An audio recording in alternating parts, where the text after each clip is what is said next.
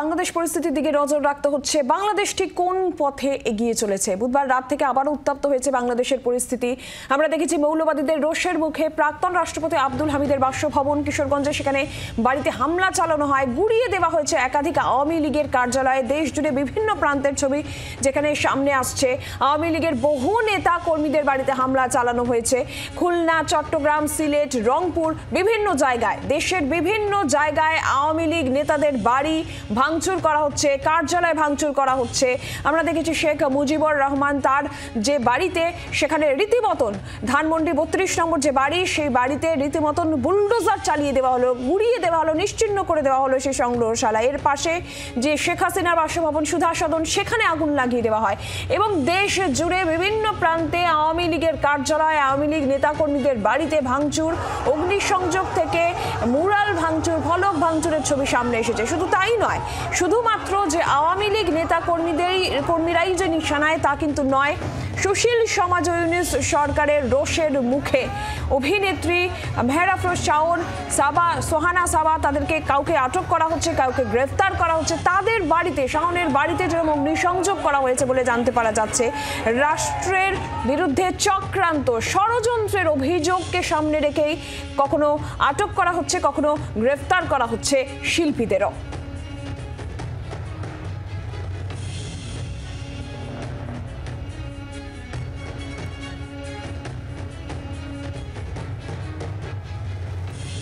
আর এর মধ্যে আমরা প্রতিক্রিয়া পেয়েছি বিএনপি নেতা হাফিজ উদ্দিন আহমেদের। শুনুন। এগুলা গণতন্ত্রকে ধ্বংস করার জন্য হয়তো আগামী দিনে গণতন্ত্রের পথে বাধা হয়ে দাঁড়াতে পারে, এই জন্য কেউ কেউ হয়তো বিশৃঙ্খলা সৃষ্টি করার চেষ্টা করতে পারেন। গতকালকে যে ঘটনা ঘটেছে সেটি এখনো শেষ হয় নাই। এটি কারা করেছে এই তথ্য আমাদের কাছে নাই।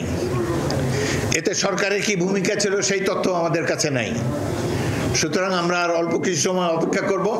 আজকে দিনের মধ্যেই আশা করি সবকিছু পরিষ্কার হবে।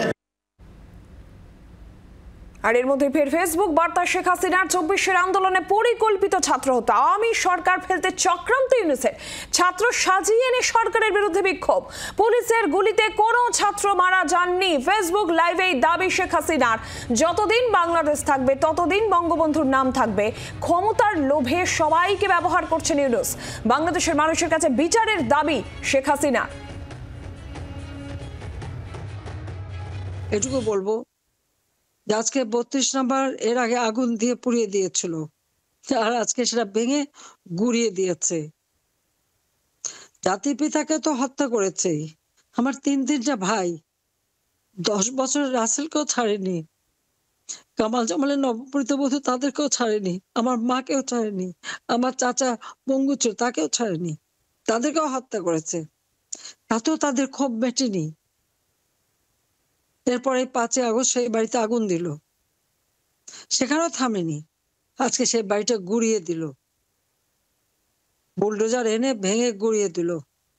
আমাদের মুক্তিযুদ্ধ, আমাদের মুক্তি সংগ্রাম, এই ইতিহাস পরিবর্তন করার চেষ্টা, বঙ্গবন্ধুর নামটা মুছে ফেলার চেষ্টা। এই বাংলাদেশ যতদিন থাকবে,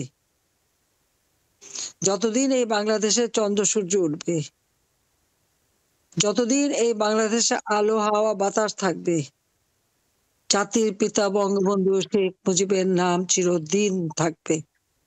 ওই একটা দালান ভেঙে দিয়ে বঙ্গবন্ধুর অবদানকে মুছে ফেলা যাবে না। বাংলার আওয়াজ, বাঙালির আবেগ, জি 24 ঘন্টা।